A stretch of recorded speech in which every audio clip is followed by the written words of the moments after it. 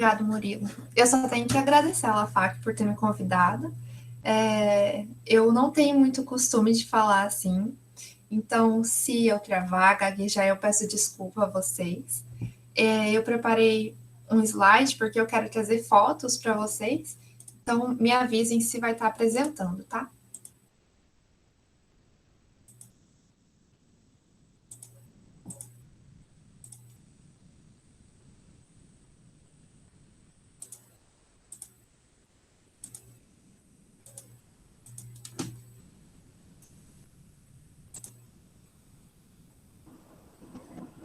Tá abrindo, abriu aqui.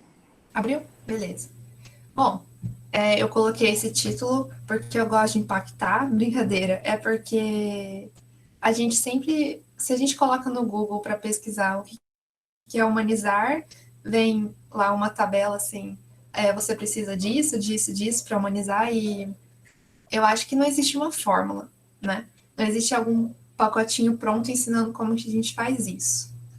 Então, primeiro eu vou contar minha experiência, né?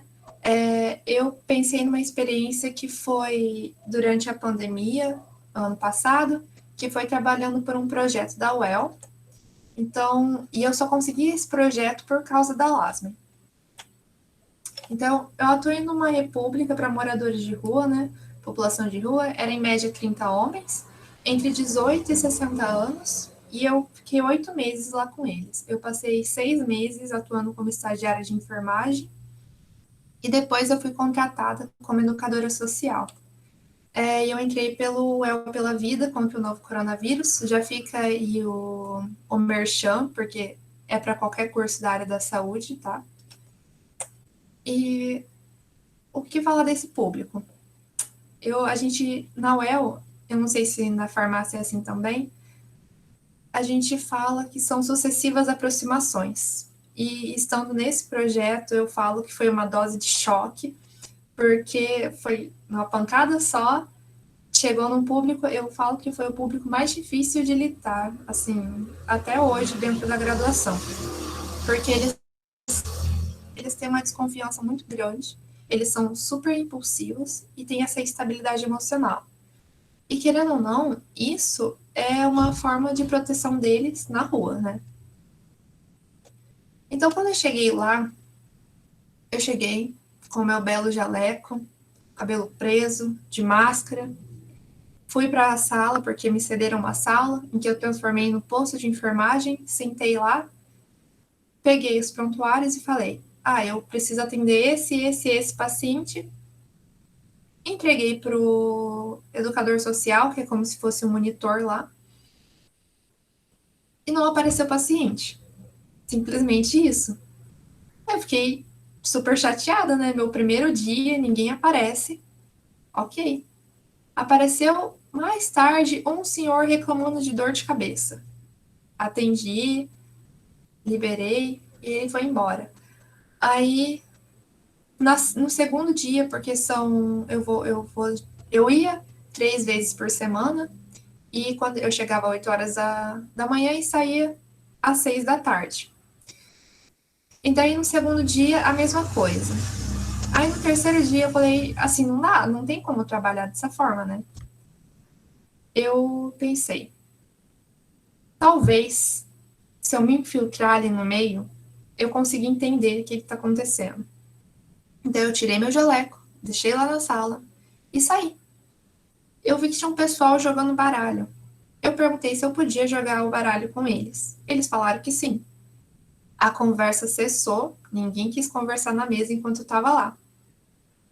Foi jogando, eles foram começando a ficar de boa comigo. Então, ali eles começaram a ganhar uma confiança.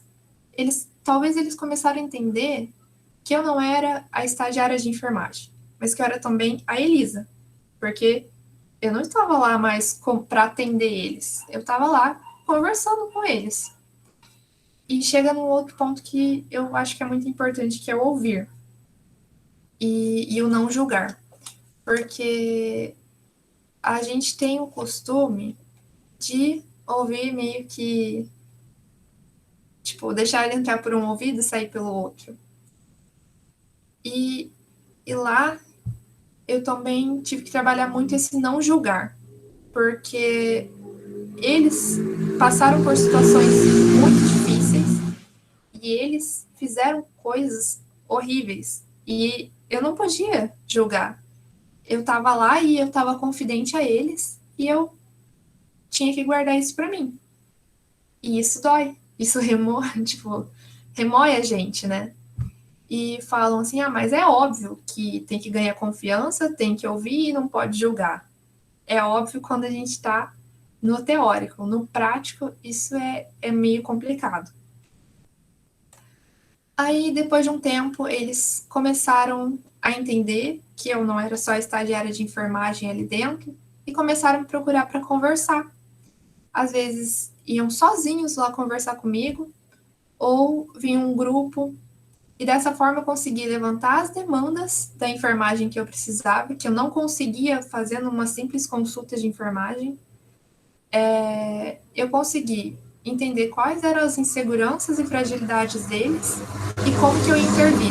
Então, ser humanizado com eles não foi bom só para eles, foi bom para mim também, porque eu tive mais informações dessa forma.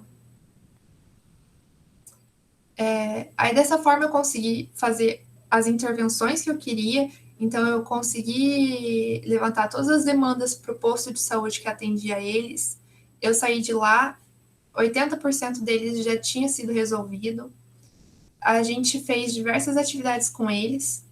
A gente fez, igual essa foto aqui, foi uma oficina sobre infecções sexualmente transmissíveis, que foi um dos pontos que eu levantei nessas conversas com eles. Essa bela foto aqui, né?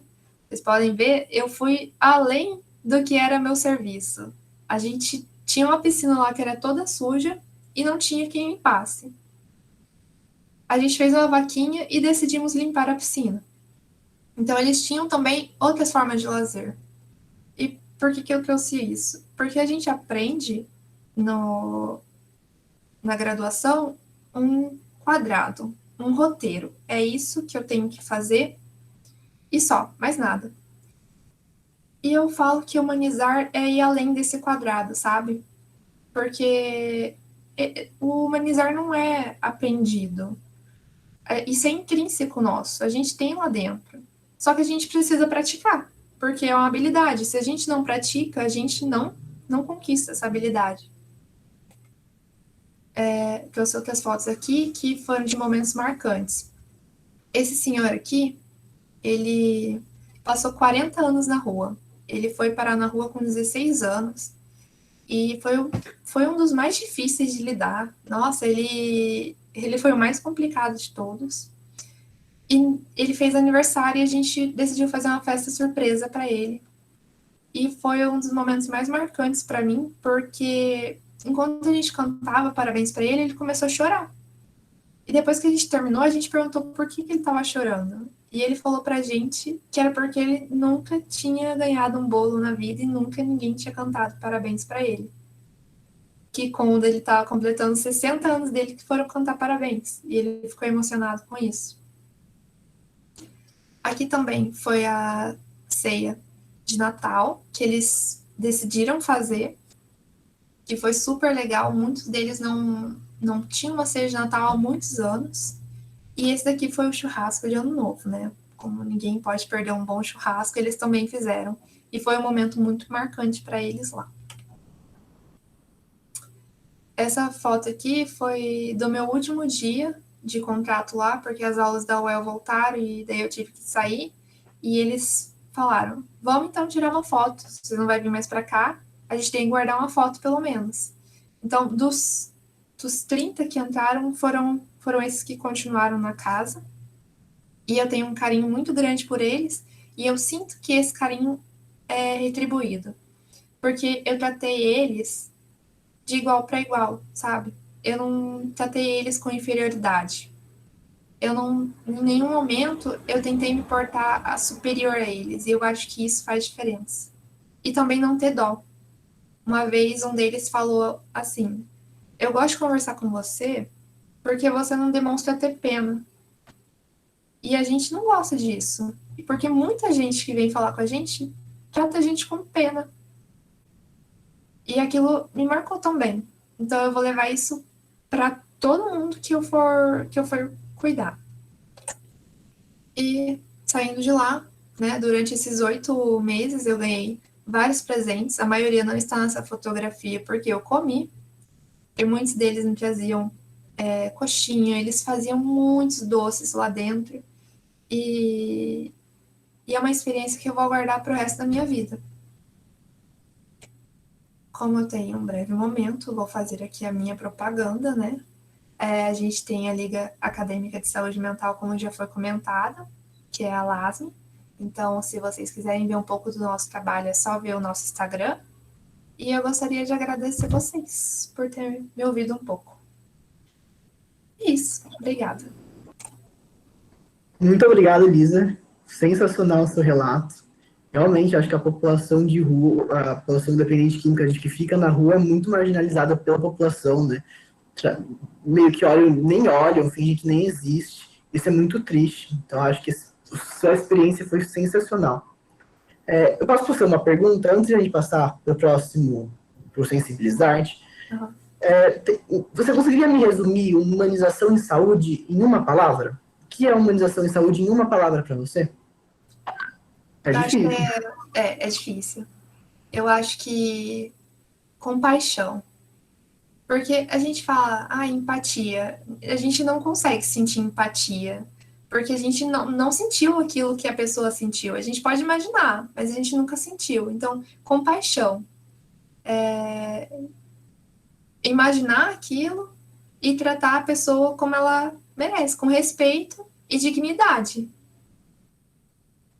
Entendi, bacana. Muito obrigado mais uma vez por vocês lá convite. Agora vamos passar para o Sensibilizar, gente, que é outro grupo fantástico que tem na UEL. Vou apresentar para vocês as 3 integrantes, na verdade tem 4, né? Mas as 3 que vão conversar com a gente. Então vamos lá.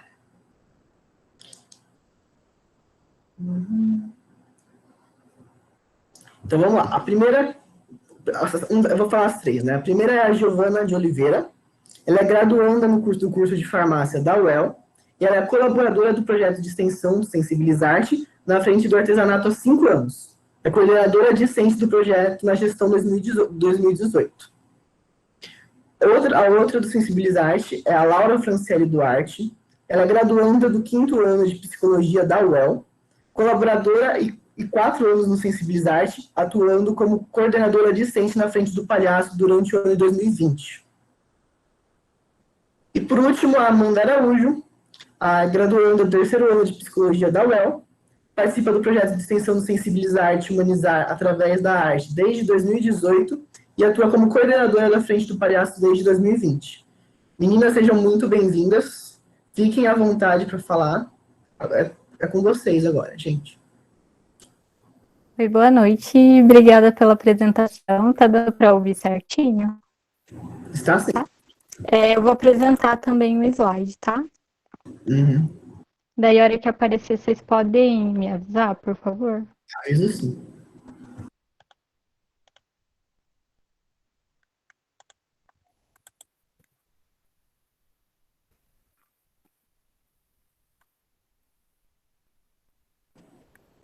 Está aparecendo. Tá, só um minutinho, tá carregando. Tranquilo.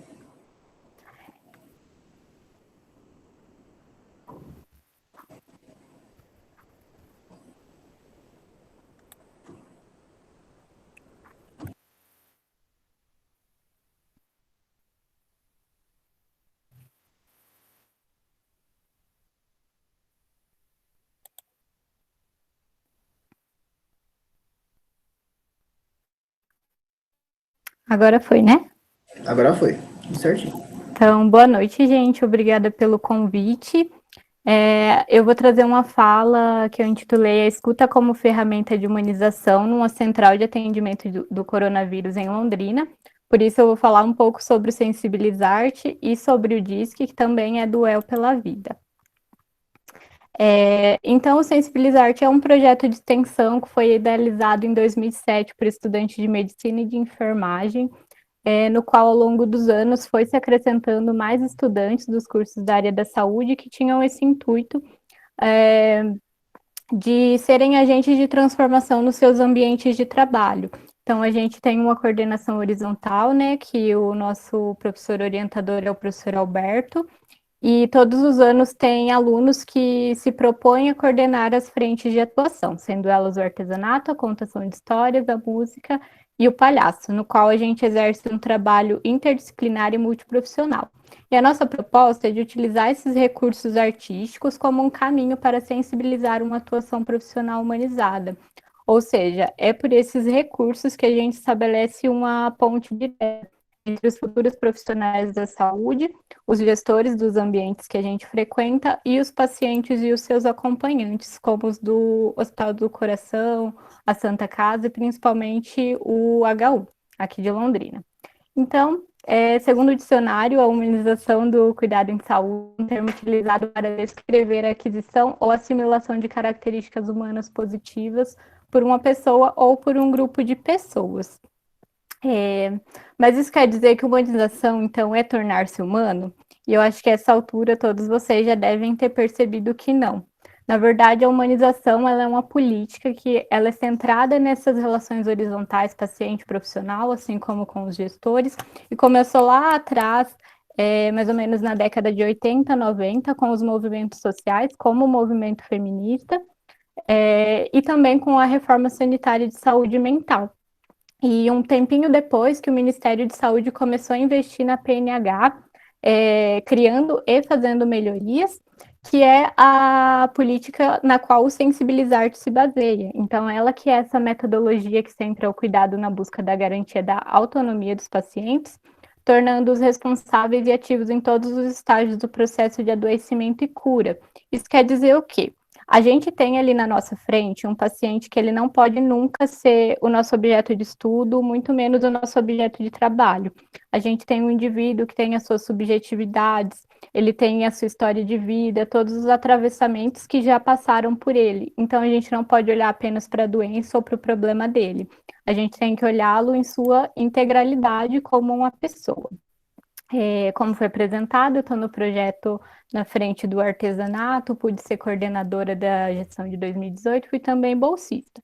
E tudo no nosso projeto, ele tem um propósito. Então, desde o processo seletivo, as capacitações, todas as atividades em grupo, inclusive a nossa caracterização, que ela é específica tanto as roupas como as maquiagens, para cada frente, elas têm o intuito de quebrar uma barreira.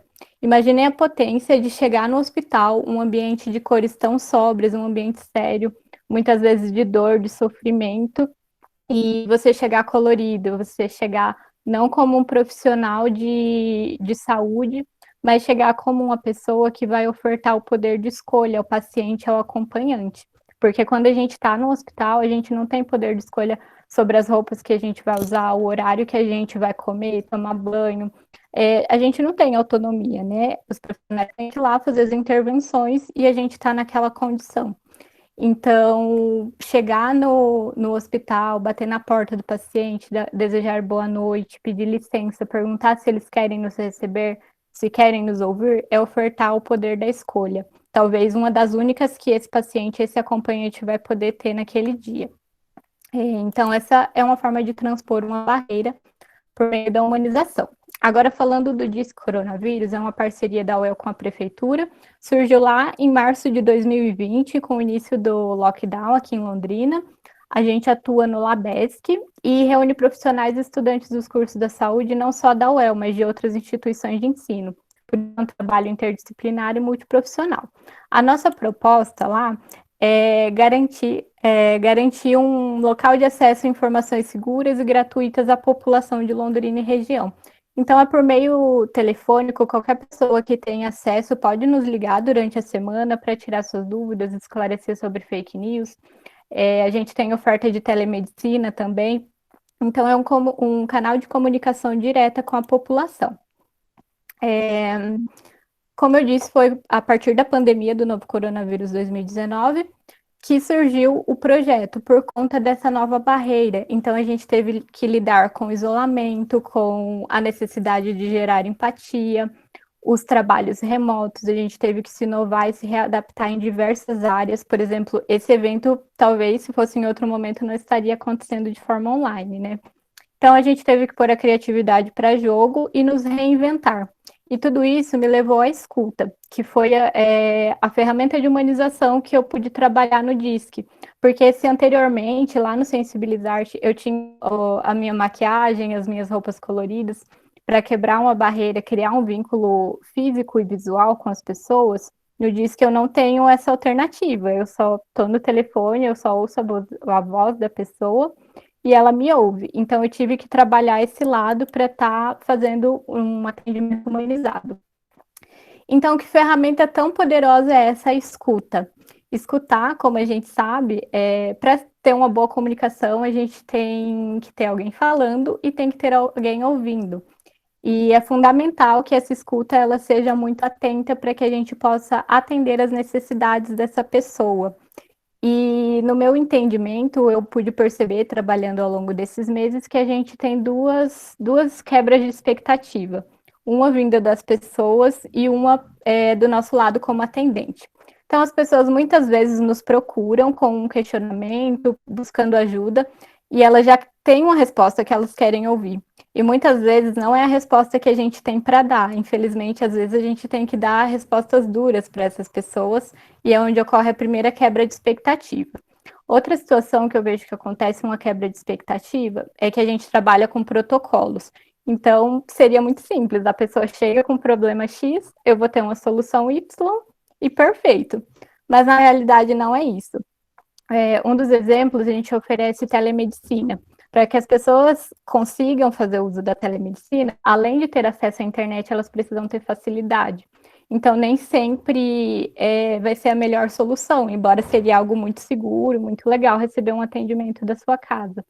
E é por isso que eu falo que a escuta é tão importante. Eu não tenho nenhum recurso visual, nenhuma forma de me conectar com essas pessoas.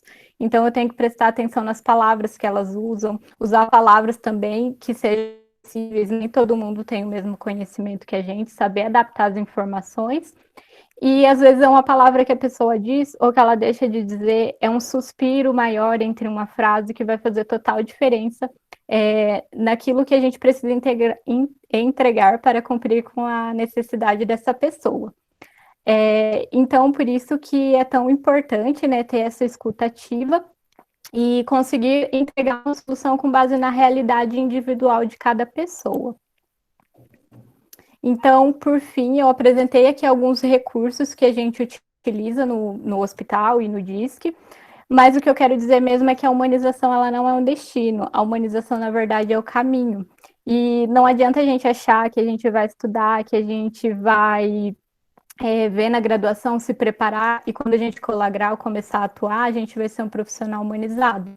Na verdade, a gente tem que se humanizar e percorrer esse caminho todos os dias. A gente tem que se propor aos erros e aos acertos todos os dias, porque para ser um profissional humanizado, a gente tem que começar a ser humanizado agora na nossa formação e até o último dia da nossa formação, da nossa atuação como profissional e como pessoa. Então, eu sei que o momento às vezes é muito difícil para algumas pessoas, e eu queria deixar essa mensagem para a gente não desistir de ter esse pensamento utópico de que às vezes essas pequenas ações é que vão transformar o ambiente, porque sim, são elas que vão transformar o nosso sistema de saúde e que vai fazer diferença. Pode ser na vida de uma pessoa que você atenda, mas essa é uma grande diferença. Então, por fim, eu gostaria de agradecer a todos os órgãos, os projetos que eu participo, que nos apoiam. Essa é uma parte da minha equipe no DISC. E agradecer a vocês pela atenção, fico à disposição para esclarecer qualquer dúvida. Obrigada, gente.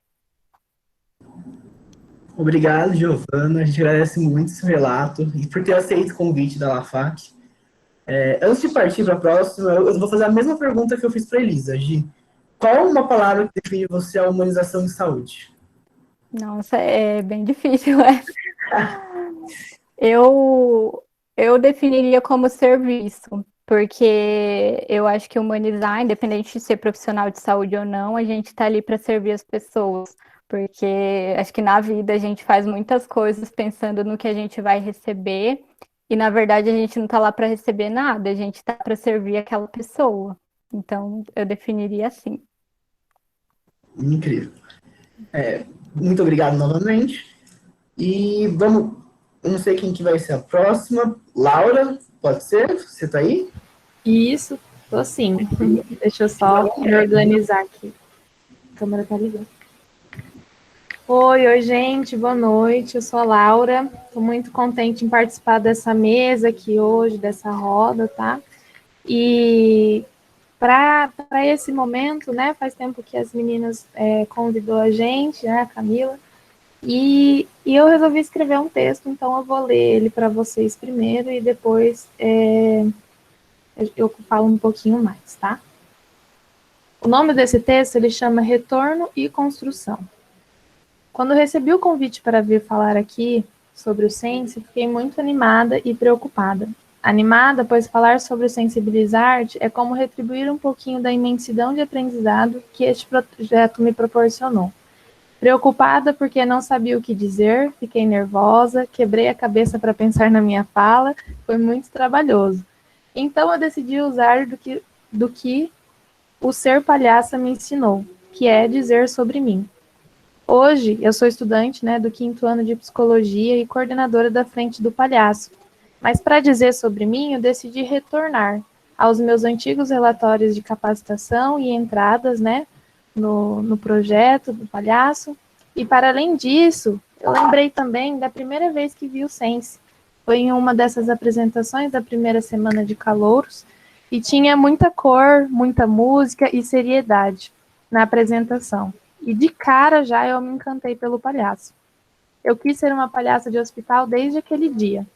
Eu coloquei, né, durante a minha graduação, meu caminho na graduação, diversas barreiras, né, para que eu não conseguisse realizar esses desejos, né, em especial sobre o estar no Sensibilizarte. Então foi postergando. Eu demorei 3 anos de graduação para tomar a iniciativa e pertencer ao Sense, à frente do palhaço em especial. Foi o processo seletivo, foi aquele misto de sensação e o aguarde da resposta final. Entrei.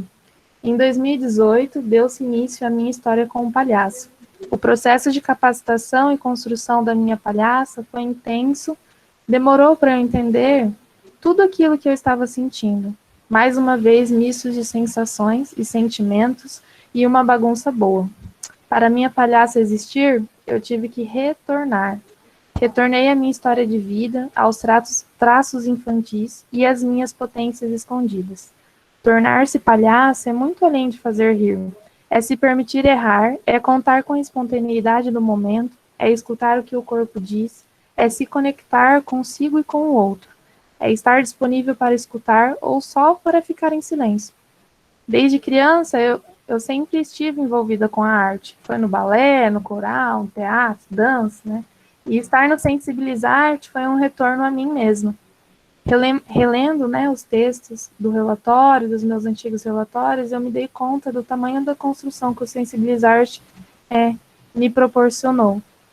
São diversos os enlaces entre a psicologia, pensando aí na psicanálise, que é a abordagem na qual eu sigo, e a palhaçaria. No palhaço e na psicologia, eu aprendi que escutar é uma arte, e disso os dois concordam, que a arte da escuta do outro começa pela possibilidade de escutar a si mesmo. Desde que me permitir tornar-se palhaça de hospital, eu descobri muitas coisas novas sobre mim, e reencontrei o que já era meu. Aprendi a me escutar e escutar o outro, respeitar meus limites e saber jogar com os erros. Tudo isso refletiu no meu processo de tornar-se psicóloga, e ainda sigo nessa longa jornada. Para construir, tive que retornar, seja a doutora Marleide, seja a quase psicóloga Laura, ou esta fala mesmo. Eu escrevi esse textinho porque isso é uma das coisas que eu levo muito comigo, né, que eu aprendi num processo de capacitação, de construção da minha palhaça, que foi isso de sentir, de dizer o que eu estou sentindo, né. Então, por isso que eu escrevi esse texto, foi a forma que eu achei de simbolizar tudo isso que eu queria trazer para vocês. E aí, coincidentemente, eu faço parte também do projeto UEL pela Vida e contra o Covid, né, que as meninas falaram, e eu tive duas experiências muito importantes durante minha trajetória no projeto. E a primeira dela foi que eu consegui atuar na linha de frente no hospital da Zona Sul de Londrina, né? Então, lá, no meio da pandemia, do caos, eu fui para lá estagiar, né? Eu dei a sorte de encontrar uma profissional, uma mulher muito acolhedora, que me ensinou muito. Então, eu fiz alguns enlaces entre o ser palhaça no hospital e a experiência que eu tive nesse dia, né? Nesse dia não, nessa experiência no hospital mesmo. Eu demorei muito tempo, assim, na verdade, para perceber o quanto que o ser palhaço estava sempre em mim, assim, né? Então, uma coisa que eu acho interessante que no hospital, que foi ocupar os espaços, né? O espaço do hospital, que para além do estar no leito atendendo um paciente, existem outras pessoas no hospital, como os familiares, os outros profissionais da equipe, né? E que a gente estava sempre em contato com todos eles, né? Que aí quer dizer também um pouquinho do papel da psicologia no hospital, né? Eu achei muito bacana que a Elisa falou da humanização ser esse para além, né? Esse para além do fora da caixinha que a gente aprende, do certinho, né? E eu lembrei de uma situação de uma paciente no qual eu atendi, né? Que ela estava há 14 dias internada no Hospital da Zona Sul e ela era de um outro município, né? Um município mais longe. E aí ela estava sem calcinha e sem chinelo, porque os familiares dela não conseguiam vir visitá-la aqui, né? E ela não estava de alta ainda, tinha que estabilizar os exames, né? Para ela ter alta. E aí o que foi possível fazer, né? Ao atender essa paciente? A gente entrei em contato com a assistente social do hospital, a gente conseguiu chinelo e calcinhas para ela, e também a gente conseguiu agendar uma visita para os familiares dela ver ela, né? No meio da pandemia, as visitas foram suspensas, mas existiam casos, e isso foi uma coisa muito, muito bacana, assim, que a condição psíquica do paciente ia fazer diferença uma visita de um familiar naquele momento. E para ela foi justamente isso, né? Durante esses 14 anos, ela foi decaindo, foi ficando com um humor mais deprimido. E aí, quando a gente fez a visita, conseguimos agendar a visita, ela mudou de postura, assim, sabe? Só deu um ânimo para ela. Outra coisa também, outro ponto que eu pensei dos enlaces, que é a forma de abordar o paciente, né? Que é a forma que a gente vai lá e pergunta, né? Na psicologia, na triagem que eu realizava, eu perguntava se ele topava conversar um pouco, né? Tanto é que a gente selecionava as demandas, né? Se não tivesse demanda, não tinha por que a gente forçar ali alguma coisa que não ia fazer bem para o paciente nem para mim, né? E assim como o palhaço também, né? Que o palhaço ele tem que ter um cuidado com as palavras, né? Às vezes a gente erra, solta alguma coisa, consegue retornar, consegue brincar com o erro, né? Mas na psicologia não. Né? Cada palavra tem um significado muito importante para a pessoa que escuta, né? Então é importante ter esse cuidado com as palavras. Também uma coisa que eu pensei foi sobre a concentração antes do atendimento, né? Que antes das entradas do palhaço a gente ficava em roda, a gente concentrava, ficava em silêncio, né? Ou fazia alguma coisa que a gente gostava, cantava, e que isso é necessário também para realizar os atendimentos, né? Essa concentração, o estar em contato consigo, pensar, né? Enfim. Além também, por fim, né, e falando aí mais um pouco sobre essa ferramenta maravilhosa que é o escutar, né, e aí eu coloquei o escutar com disposição, e para você ser palhaça, você tem que estar lá disposta, né, disposta a estar lá, assim como ser psicóloga também, e você tem que estar naquele momento. E aí eu lembrei de um exemplo de um paciente que eu atendi, que era um paciente que ele estava aguardando transferência para a clínica psiquiátrica aqui em Londrina, e aí ele ficou um tempo aguardando essa vaga no hospital, e ele era usuário, ele era fumante, ele não estava conseguindo, ele ficava inquieto, então era aquele paciente que a equipe ficava atormentado, assim, que a equipe ficava brava, porque ele ficava toda hora indo lá na enfermaria, né? Era um paciente que movimentava lá a enfermaria. É interessante que esses pacientes, eles provocam isso nos outros profissionais, né? E que é difícil mesmo lidar com isso. Mas e aí, o que foi que a gente fez e conseguimos fazer para que aquele fosse, para que colaborasse com ele, para ele naquele momento? Então, nos nossos encontros, a gente desenhava, ele era jovem, né, mas ele tinha muito talento, ele desenhava, ele fazia coisas com barbante, pulseirinha, colar, e no fim a gente fez uma troca de presentes mesmo, né. Ele me deu uma correntinha que ele fez, e eu dei uma que ele me ensinou a fazer também, né. Então, eu acho que era isso que eu tinha para falar aqui hoje, né? E pensando um pouco nessa pergunta que o Murilo tem feito para as outras participantes, eu já estava pensando já, eu acho que para mim a humanização é uma troca, né? É tanto você estar disposto para o outro, como porque às vezes também o outro não quer muito papo, não quer te tratar mal, enfim, mas aquilo também serve como um aprendizado, né? Do que eu vou respeitar o limite da pessoa. Né? Então, para mim, humanização é uma troca. Obrigada, gente, por me escutar. A gente que agradece, Laura, muito bom, sensacional o seu relato. Que bom que você já falou a palavra, inclusive, Lindita. Vamos para a próxima pessoa. Amanda, você está aí? Boa noite. Olá. Boa noite, seja bem-vinda, fique à vontade. Eu que agradeço o convite para essa roda de conversa aqui. Fui convidada para relatar um pouquinho da minha experiência no Sense, né? Como o projeto impactou o meu preparo para trabalhar na área da saúde de uma forma humanizada. Eu queria começar a minha fala dizendo da importância de projetos como esse, né? Não só o Sense, mas existem outras iniciativas aqui que focam em humanizar a saúde pública na formação do profissional que vai vir. Então, é meio de dentro para fora a coisa, eu acho essa estratégia maravilhosa. Mas a gente encontra na graduação uma limitação que é a forma como isso é utilizado.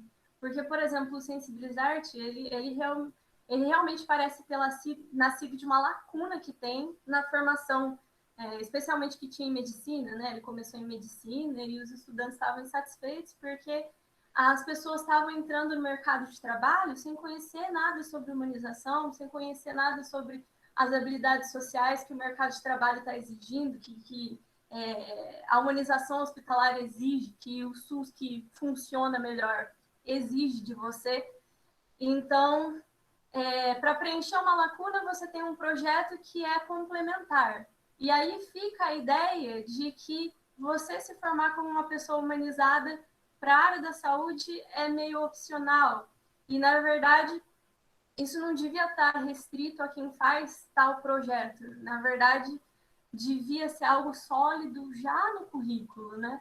E aí os projetos podiam enriquecer uma formação já existente, a gente podia falar de muito mais coisa, né? Mas enquanto isso não acontece, ele já contribui muito para a nossa formação. E eu queria falar um pouquinho sobre o que eu tive de experiência na frente do palhaço. E como nós já temos uma palhaça aqui, que já me contemplou em muita coisa, eu vou focar um pouquinho mais na relação que eu tive com o erro como palhaça, né? E como isso me tornou uma futura profissional melhor. Então, vamos começar pelo começo. Eu entrei no Sense e fui direto para um processo de capacitação muito grande. Foram meses, assim, de aprender palhaçaria, de fazer várias atividades lúdicas que desinibissem a gente, que melhorassem a expressão corporal. Beirou a tortura, assim, porque é um processo de autoconhecimento que é realmente difícil e que foi longo, né? Então, depois de tudo isso, a gente finalmente pôde entrar no hospital e fazer todas aquelas palhaçadas que a gente sonhava em fazer. Tivemos experiências incríveis, assim.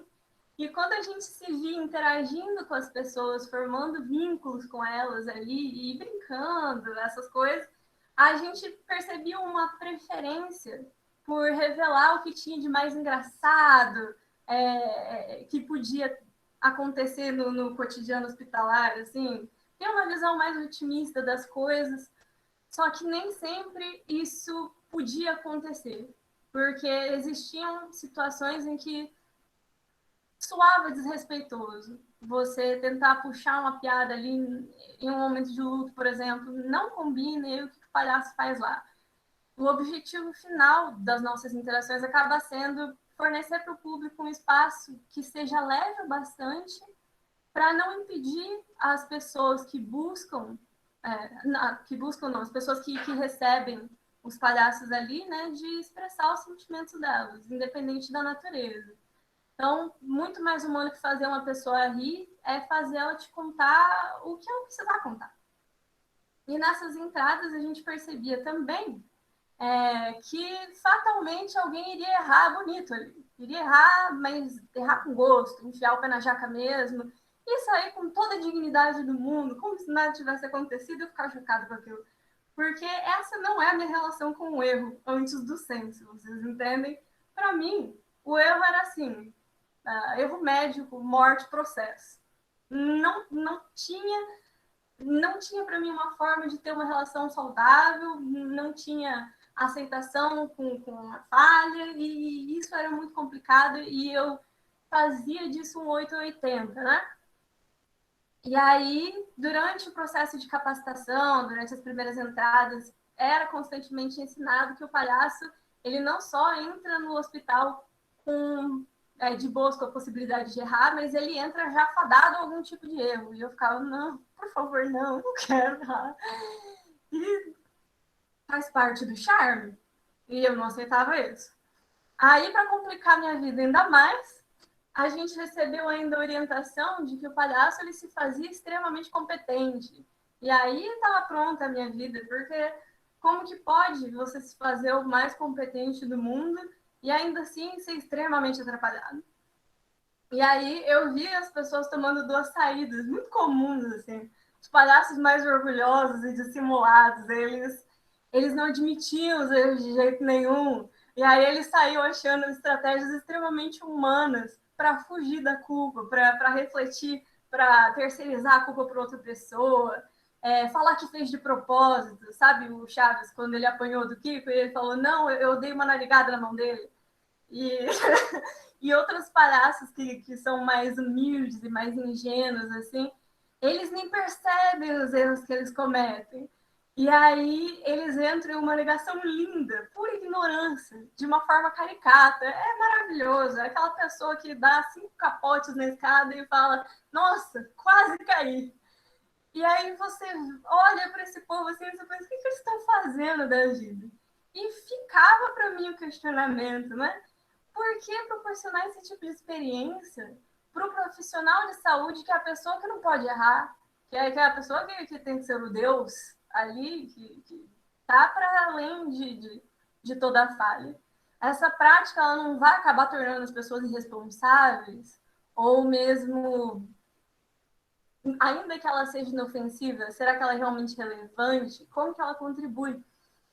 E aí, pensando nisso, eu percebi que quando o palhaço, quando ele nega ou ignora os próprios erros, ele não está sendo o exemplo ali, ele está sendo a piada.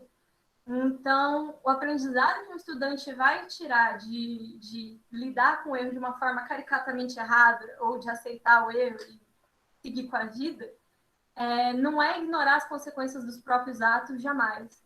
Na verdade, você acolher o seu lado vulnerável, frágil, desastrado, para você lidar com ele ativamente, da forma mais madura que for possível, e em vez de deixar tudo reprimido e ignorar o que pode se tornar um problema muito grande no futuro. E com isso é possível lidar com problemas que aparecem e evitar outras complicações.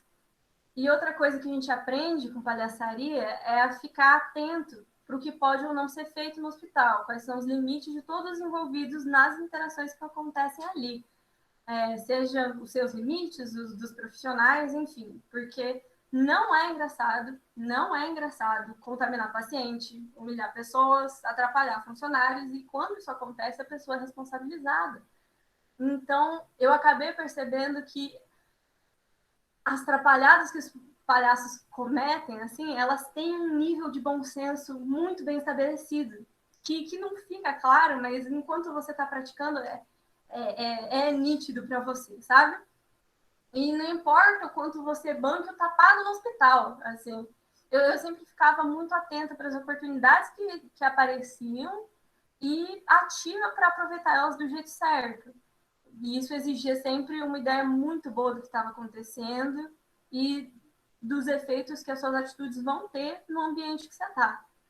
Então, quando você erra e aceita o seu erro com um ar leve, bem-humorado, às vezes debochado, e, enfim, muitas vezes você banca alguém que não é capaz de ter uma relação madura com o erro, mas você não sai dessa experiência indiferente às suas falhas.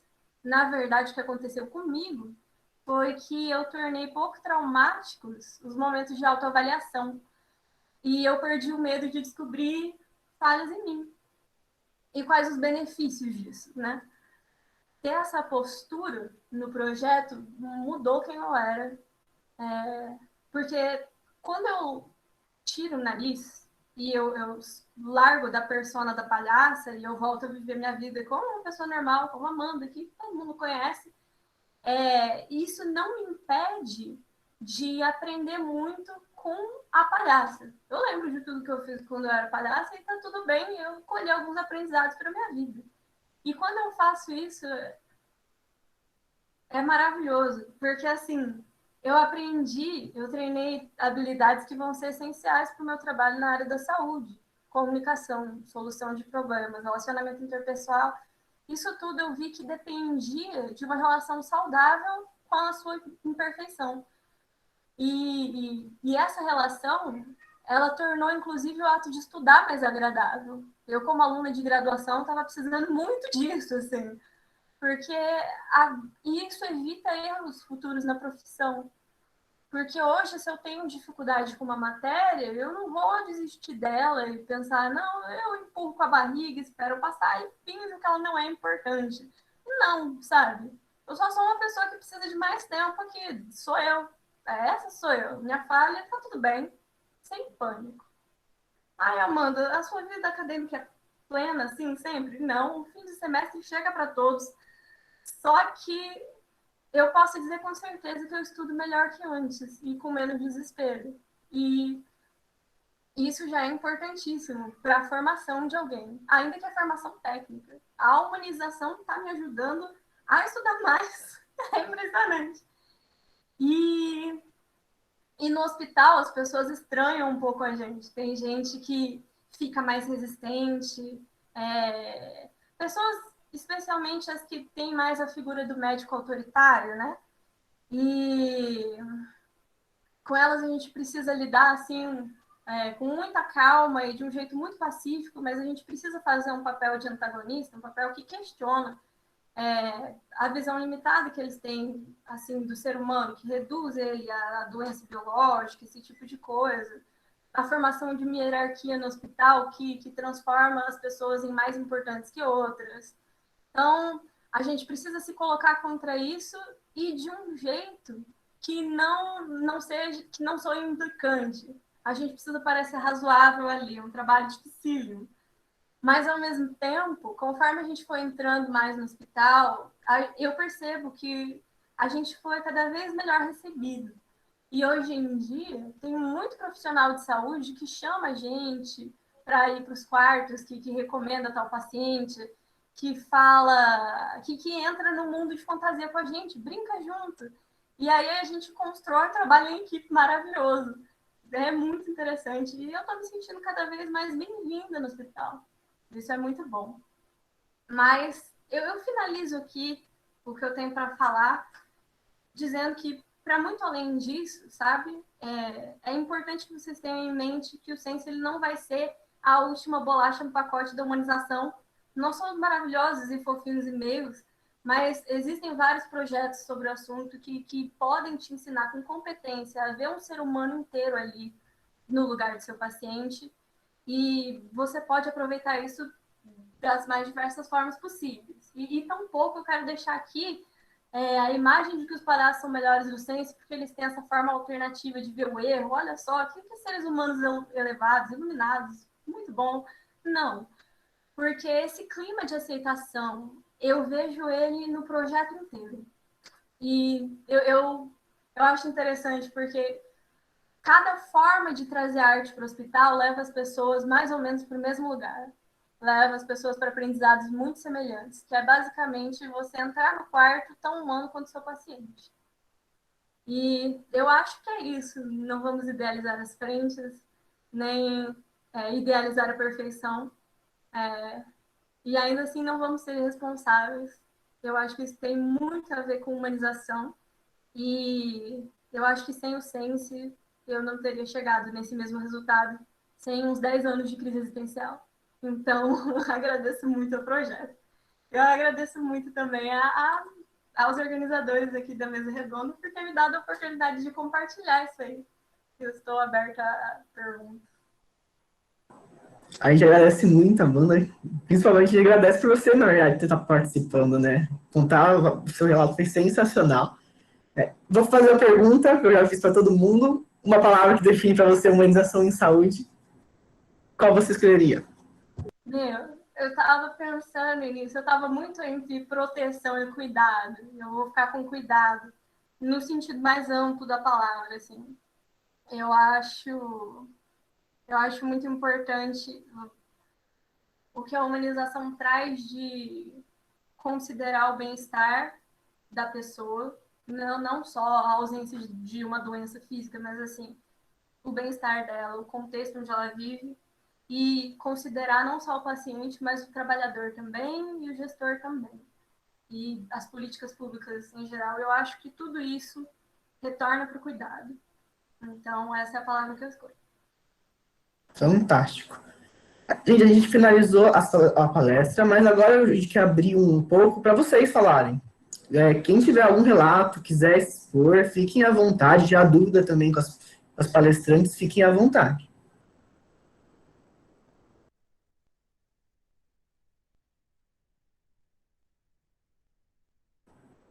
Alguém gostaria de falar? Aqui.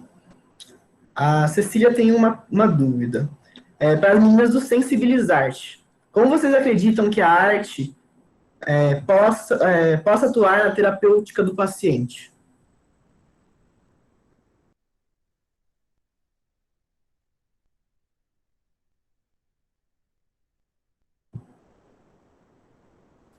Alguém?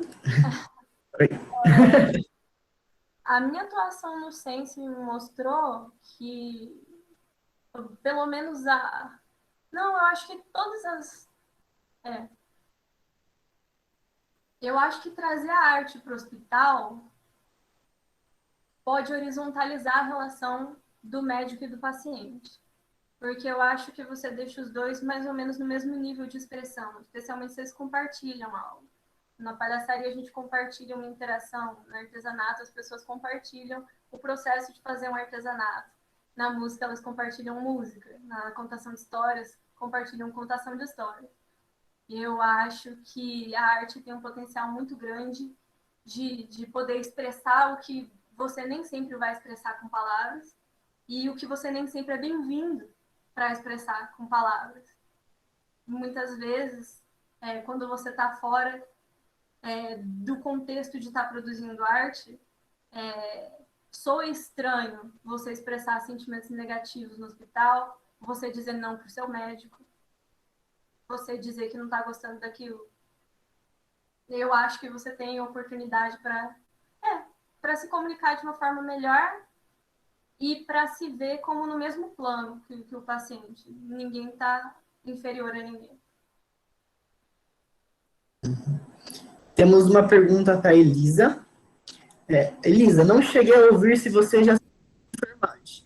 Mas minha pergunta é para qual área pretende seguir quando se formar ou agora que se formou? Pretende continuar seguindo com algo na área de humanização nesse sentido que nos mostrou? Eu não me formei ainda, estou no 3º ano. Era para estar no 4º, infelizmente não estou. E eu quero seguir muito saúde mental, mas é um pedaço de mim assim que adora paciente crítico. Então, não sei. Mas eu pretendo continuar trabalhando com humanização, porque é gratificante.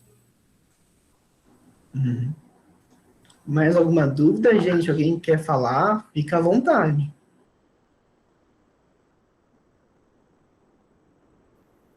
Oi, gente, eu queria complementar um pouquinho do que a Amanda falou, ainda da questão da Cecília. Eu vejo que esses recursos artísticos, eles trazem essa capacidade de transpor algumas barreiras. Por exemplo, a música, ela consegue acessar locais que muitas vezes a fala não vai alcançar. Por meio de uma fala, às vezes você não consegue expressar alguma coisa, mas por meio da música é uma linguagem universal. E aí eu aproveito para compartilhar uma experiência que eu passei numa entrada no Hospital do Coração. Lá é um público bem diferente do hospital universitário. E eu entrei num quarto no qual tinha uma senhora e a acompanhante dela era a filha. E eu entrei e essa senhora não deu a mínima pra gente, mas em compensação a filha falava muito e ela ocupava todo o espaço com a fala dela. Ali eu vi que ela tinha essa necessidade de fala, então eu ouvia muito. Nesse dia o artesanato que eu levei foi uma flor de papel. E como a mãe dela não estava se comunicando muito com a gente, a minha forma de comunicar com ela foi entregar essa flor. E naquele momento ela se emocionou muito, muito, muito, e eu fiquei um pouco sem entender, mas eu fiquei sustentando ali o que estava acontecendo, né? Até que, num dado momento, a filha dela explicou que a mãe dela tinha Alzheimer há 9 anos, então ela não reconhecia a filha, e por isso a filha tinha aquela necessidade, ela queria muito que um dia a mãe dela se lembrasse dela e chamasse ela de filha novamente. E quando eu entreguei a flor, ela comentou que a mãe dela trabalhava como florista, então ela fazia muitos arranjos, muitas coisas nesse sentido. Então, aquela flor que eu entreguei, eu sei que tocou ela em algum lugar. Ela não lembrou da filha, e eu sei que não curou nada dessa necessidade da filha dela. Mas entregar aquela flor e ver que eu consegui acessar a memória dela de alguma forma, eu consegui causar uma emoção, eu vi que eu nunca conseguiria fazer isso num atendimento clínico, por exemplo. Eu nunca, não teria nada que eu pudesse fazer pela doença dela que fosse fazer diferença ali. Mas o artesanato me proporcionou transpor uma barreira que eu não sabia que existia, porque eu nem sabia do diagnóstico dela. Então, é um exemplo do que pode acontecer.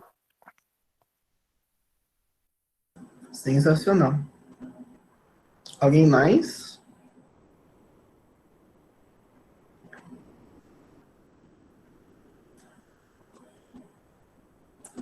Eu acho que eu vou contar um relato meu. Eu não sou muito de me abrir, mas vou abrir. Acho super interessante. Inclusive, a área que eu acabei indo para atuar, que eu quero atuar, que é a oncohematologia, tem um porquê. Acho que esse relato apareceu assim na minha vida, foi surpreendente. Eu estava no primeiro ano do ensino médio, eu não estava nem na área de saúde ainda, nem sabia que eu queria farmácia, não queria fazer da vida. E eu moro em Campinas. Lá em Campinas tem o Boldrini, para quem não sabe, que é o Hospital do Câncer Infantil. E no primeiro ano do ensino médio teve uma campanha que o Boldrini estava fazendo para levar pessoas de fora para dentro do hospital. Algumas pessoas para conversar com as crianças que estavam com leucemia, fazer brincadeiras, gincanas e tal. Eu sempre fui uma pessoa super fechada. Quem me conhece sabe que eu sou bem na minha, sou bem quietão, sou bem grosso às vezes. Mas minha mãe falou assim, vai Murilo, às vezes vai que você se identifica com alguma coisa, até melhor você desenvolver sua retórica e tal, vai ser bem legal. Eu falei, tá bom, né? Vou topar o desafio. E aí eu lembro que eu cheguei no hospital, a primeira cena que eu vejo foi de dois pais, né? Um pai e uma mãe, chorando loucamente na frente do hospital, assim, na recepção do hospital. E eu que nunca tinha visto, nessa área, já falei, meu Deus, o que eu tô fazendo aqui? Socorro. E eu lembro o sofrimento, assim, daquela mãe, sabe? Que ela tinha recebido a notícia que a filha dela tinha morrido de leucemia, né? Que durante a quimioterapia não resistiu, acabou falecendo. E aquilo ficou, assim, marcado, assim. Eu entrei no hospital e ficou marcado na minha cabeça isso. Aí, durante as brincadeiras com as crianças e tudo mais, eu acho que foi a situação que meio que parece uma coisa tão boba, foi uma coisa assim bobinha, mas marcou muito a minha vida. que uma menininha, eu acho que tinha 3, 4 anos, eu tava lá no canto, ela chegou pra mim e ela falou, eu nunca te vi aqui. Aí eu falei, meu nome é Murilo, realmente eu nunca vim aqui, minha primeira vez, tava bem ansioso e tal, né? Aí ela foi super fofa, falou assim, eu posso te dar um abraço? E, gente, imagina, eu nunca, acho que ninguém nunca pediu um abraço na minha vida, entendeu? Só minha família, né, no caso. Eu fiquei assim, gente, né, eu fui lá e dei um abraço nela. Gente, foi uma coisa tão boba, mas mexeu assim comigo, sabe? Foi algo que, nossa, surpreendente. Aí depois que ela me abraçou, ela falou assim, você podia vir me visitar mais vezes, se você quiser. Aí a gente pode brincar, né? Aí eu falei, nossa, que fofo. Aí acabou assim, tudo o dia lá, eu voltei pra casa, falei assim, nossa, eu preciso voltar, né? Aí depois de 2 dias, eu falei assim, vou lá visitar o hospital, minha mãe falou, parece que você gostou, né, e tal. E aí eu cheguei no hospital, na recepção, falando que eu queria falar com a Melissa, que era o nome da menininha, né? E aí a recepcionista falou, então, infelizmente ela faleceu. Ela estava em quimioterapia, estava super bem, ela acabou falecendo. Gente, aquilo mexeu comigo, assim, de uma forma, eu falei, gente, ela me abraçou 2 dias antes e, nossa, como que eu ia saber, sabe? Eu não sabia como ela estava se passando, não sabia o que ela estava passando naquele momento, se ela estava sentindo dor, porque eu nunca fui dessa área, nunca sabia como se era um processo de quimioterapia na minha vida. Então aquilo me chocou assim, de uma tal maneira. E aí a recepcionista explicou que os pacientes com leucemia, principalmente os pacientes infantis, que são os mais atingidos, morrem bastante, é muito comum, mas fica tranquilo, é uma experiência positiva que você tem na sua vida, apesar dela ter falecido, é uma coisa que você tem que lidar, né? A morte faz parte, infelizmente. E aí eu acho que com isso ficou marcado muito, assim, eu lembro que eu voltei para casa e eu, naquele momento, falei, gente, eu acho que eu preciso ir para a área de saúde, sabe? Que eu gostei muito, assim, aquele errado marcou a minha vida, eu falei assim, gente, eu preciso. Então eu acho que é uma coisa boba, mas é marcante, assim, às vezes uma atitude que você faz, que você toma, um acontecimento na sua vida, pode marcar o seu futuro, o que você quer fazer diante daquilo, sabe? E aí eu lembro que eu falei, eu quero ir para a área da saúde, ainda não tinha escolhido farmácia. Eu queria saber, quero ir para a saúde, eu quero trabalhar com pacientes em leucemia. Então, às vezes, para você ver que eu escolhi a área que eu quero por uma coisa simples, uma coisa que me marcou, mas que foi um aprendizado muito grande para mim. E eu brinco que uma palavra, se eu fosse escolher uma palavra para definir humanização e saúde, eu escolheria acolhimento. Porque eu acho que, poxa, às vezes a pessoa quer falar, às vezes ela precisa expor, falar, e principalmente eu sempre fui muito fechado, nunca tive essa oportunidade de falar. Eu sempre me escondia e tal, e eu percebi que não, gente, eu acho que você assim, tem que expressar, colocar para fora, e a gente tem que estar apto a escutar a pessoa. Então, eu acho que o acolhimento, para mim, é uma palavra que define humanização e saúde com todas, assim, perfeitamente, sabe? Não perfeitamente, mas é o que me define para mim, né? Então, foi isso, gente. Alguém mais? Alguém quer fazer algum relato? Camis, pode falar, Camis. Gente, eu gostaria de falar um pouquinho também. Eu sou sensibilizadora artista também, desde 2017. E a minha história vai muito de encontro com a da Laura. A hora que a Laura estava falando, eu falei, meu Deus, eu não acredito. Eu entrei em 2015 na UEL, foi a primeira vez que eu vi o Sense também, assim, eu fiquei, meu Deus, que maravilhoso. Mas eu nunca achava que eu ia ter capacidade de entrar nesse projeto, de entrar num hospital e de conversar com algum paciente. Eu achava que eu nunca ia ter essa capacidade na minha vida. Então, eu não fui atrás de ir no simpósio, não fui atrás de nada. Isso foi em 2015. Em 2016, eu conheci essa maravilhosa, a Gil, e ela já estava no Sense, ela entrou no Sense, né?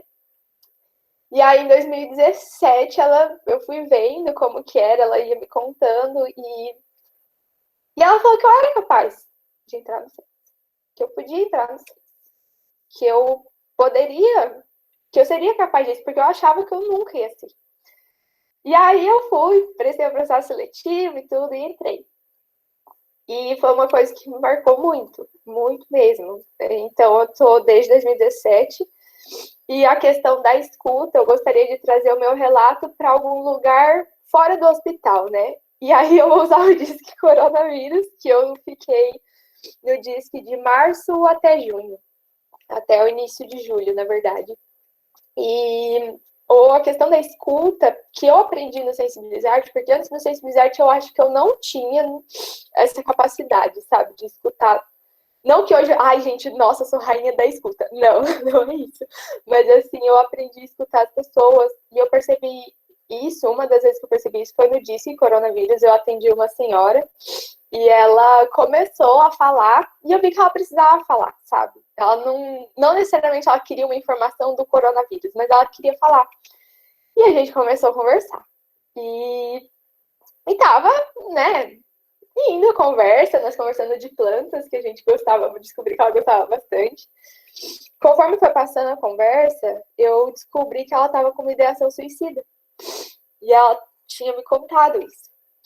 E ela falou assim que para ela fez toda a diferença aquela conversa, porque ela estava isolada sozinha. Ela falou assim, abre aspas, minha filha não liga para mim, ela só liga para o marido dela, fecha aspas. E esse dia foi um dia que me marcou muito, porque ela falou que fez muita diferença para ela. Essa conversa a gente ficou 1 hora no telefone conversando. E a gente conversou sobre tudo, assim, sobre o que ela gostava de fazer, sobre as plantas dela e sobre as minhas plantas também. E ela falou assim, agora eu tô um pouco mais aliviada, porque eu sei que eu posso ligar aí. E ela perguntou se ela poderia ligar, falar comigo de novo. Eu falei que podia. E ela nunca mais me ligou. Eu fiquei esperando, até eu sair do disco, eu fiquei todos os dias esperando a ligação dela. Mas eu creio que espero que ela esteja bem. Ela tinha várias questões que ela precisava falar. Gente, eu encaminhei ela para o psicólogo, tá? Para o psicólogo do DISC, claro. Eu falei que ela poderia conversar comigo, mas que aquilo era uma conversa informal, mas que ela precisava do acompanhamento psicológico. Então a gente ficou 1 hora no telefone conversando, e daí depois eu passei ela para psicóloga. E assim, foi uma coisa que me marcou muito mesmo, porque mesmo só ouvindo a voz dela, como a Gil disse, eu senti que eu consegui me conectar com ela e acredito que ela comigo também. E ela falou, a gente precisa de profissionais, assim, de médicos, farmacêuticos, enfermeiros, psicólogos, que escutem a gente de verdade. E aquilo me marcou muito. E gostaria também de me intrometer um pouquinho na pergunta da Cecília. Por quê? Porque eu sou intrometida. E falar, assim, em questão da arte na terapêutica, para mim, a arte é uma forma que a humanidade encontrou de expressar nossos sentimentos, principalmente nossos sofrimentos, principalmente, não só sofrimentos, mas acredito que principalmente expressar a nossa dor de diversas formas.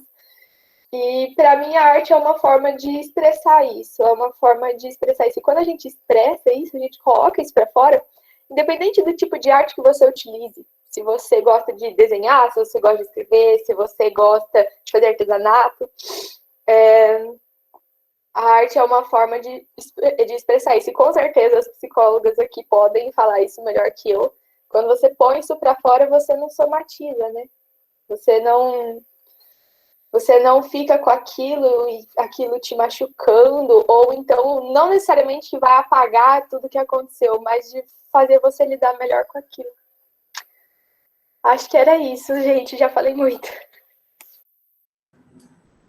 A Camila, a Camila Harumi colocou um comentário. Eu posso ler, Camila, seu comentário? Pode sim. Nossa, então vou ler, ó. Participei da capacitação de palhaço e foi uma experiência incrível. O ato de se autoconhecer parece simples, mas muitas vezes é bem doloroso. Mas como um projeto, pude ver que precisava de ajuda. Afinal, para conseguir ajudar os outros, temos que estar bem conosco. A graduação suga muito nossa energia, e estar bem mentalmente é essencial. Foi com isso que comecei a fazer terapia e tratar minha ansiedade. Fantástico. Inclusive eu também, para quem não sabe, eu tenho problema de ansiedade. E eu lembro que eu peguei minha primeira DP em QF2, e, gente, eu entrei em desespero, porque eu nunca tinha pego DP na minha vida. E, nossa, eu entrei assim, em desespero, sabe?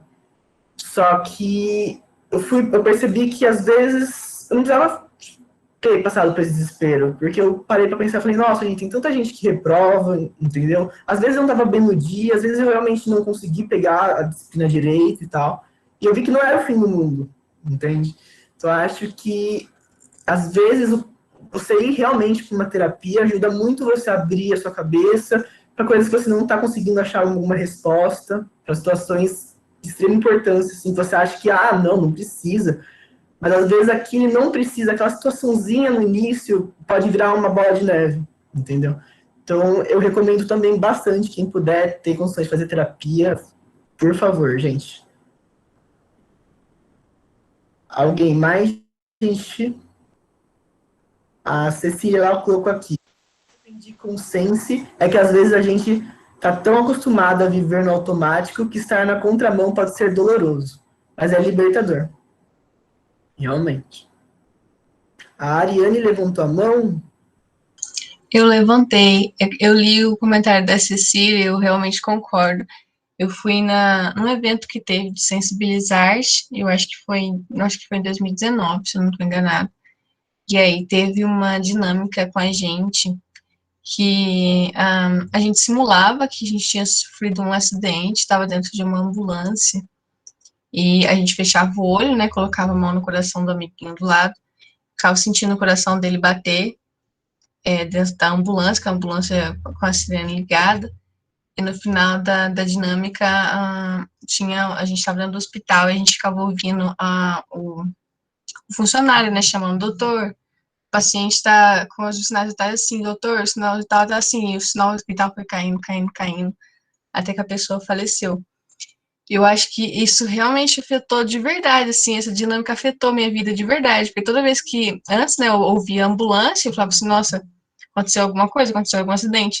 Hoje, quando eu ouço a ambulância, me dá um desespero, assim, dá até um aperto no coração, porque eu sinto, meu Deus, tem alguém lá dentro, uma pessoa, né, que tá com medo, pai de família, e olha, eu realmente, nesse evento do Sensibilizarte, eu percebi de verdade a importância que tem a arte para tirar a gente do automático, né? Uhum. A Júlia levantou a mão. Eu queria compartilhar um pouquinho também das minhas inúmeras experiências de atendimento. Eu acho que teve várias que me marcaram muito durante os anos em que eu estive trabalhando no CRF e à frente do CRF. Mas acho que o que sempre me marcava da mesma forma e que, tipo, era o mais gratificante em trabalhar no atendimento com o público, era toda vez que a gente estava encerrando uma campanha, chegava um velhinho e falava, nossa, mas vocês já vão embora? Por que vocês não vêm aqui e ficam todo final de semana conversando com a gente? E a gente falava, infelizmente a gente não pode, mas tem outros cursos, outros grupos que fazem esse atendimento. E eles olhavam para a gente e falavam, não, mas ninguém senta e fazem o que vocês fazem aqui de dar uma atenção, de conversar, de perguntar como a gente tá, de querer saber mais sobre a gente. E acho que isso sempre foi muito gratificante para mim, porque acho que não teve nenhuma vez em que a gente parou em algum lugar que a gente foi fazer uma campanha e não escutou um feedback desse, sabe? Então, acho que a gente falava muito isso para pessoas de outras universidades que às vezes não tinham a mesma sensibilidade que a gente tinha, né? De parar e perguntar para a pessoa como ela estava, se ela tinha algum problema, se ela tomava algum medicamento. Às vezes eles iam lá, feriam a pressão da pessoa e falavam, ai, deu tanto. E tchau. Tipo, não falava se estava bom, se estava ruim, se aquilo, se a pessoa estava morrendo, se não estava. E às vezes eles olhavam para a gente com uma cara de desesperado e a gente tinha que entrar no meio e falar, não, tá tudo bem, tá tudo ótimo, sua pressão é melhor que a minha. Porque acho que muitas vezes falta um pouco dessa humanização, dessa atenção, e é o que a Ari falou mesmo, de você se colocar no lugar do paciente, né, de você pensar que aquilo ali é uma pessoa e não mais um, ou sei lá o que. Então, é sempre muito gratificante trabalhar com o público e sempre pensar que é mais que é um ser humano, né, outra pessoa com sentimentos e problemas igual você, e era isso que eu queria compartilhar. Fantástico, Ju. Gente, mais alguém?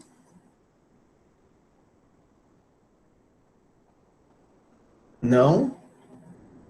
Então, o evento, acho que, infelizmente, terminou aqui. Da lista de presença, eu mandei ele no chat, e a palavra-chave vai ser acolhimento, que eu falei. Aqueles, né? Ai. Então, para finalizar o dia de hoje, a gente agradece muito por vocês terem aceito o convite. E a gente pede para quem está aqui no ciclo continuar acompanhando a LaFac no Instagram, porque vai ter um ciclo novo vindo por aí. Então, fiquem atentos, quem tiver interesse. E é isso, gente. Infelizmente, acabou. Não esqueçam de preencher. E se puderem colocar assim na sugestão, comentários do que vocês acharam do ciclo. Um tema que você achou, podia ser colocado um tal tema que não falou, ou uma crítica, um elogio também, a gente aceita elogio, tá bom? E fiquem à vontade. Gente, mais uma vez, muito obrigada a todos que estiveram presentes. Por favor, se inscrevam no nosso canal do YouTube também. Eu vou mandar o link aqui. Gente, muito obrigada a Lasmen, obrigada especial a Lasmen, a Elisa, que veio aqui falar das suas experiências para a gente, que com certeza fez toda a diferença, ao Sensibilizarte, a todos vocês que estiveram aqui. Realmente, nós não estamos vivendo tempos fáceis. Antes estava difícil, mas agora parece que piorou. E isso faz toda a diferença não só para a nossa liga, mas para a gente como pessoa. E a nossa liga está começando e vocês ajudaram a gente a estruturar o nosso primeiro ciclo, a fazer o nosso primeiro ciclo acontecer. A gente agradece imensamente pela colaboração, pela disposição, pela doação do tempo de vocês para nós. Muito obrigada.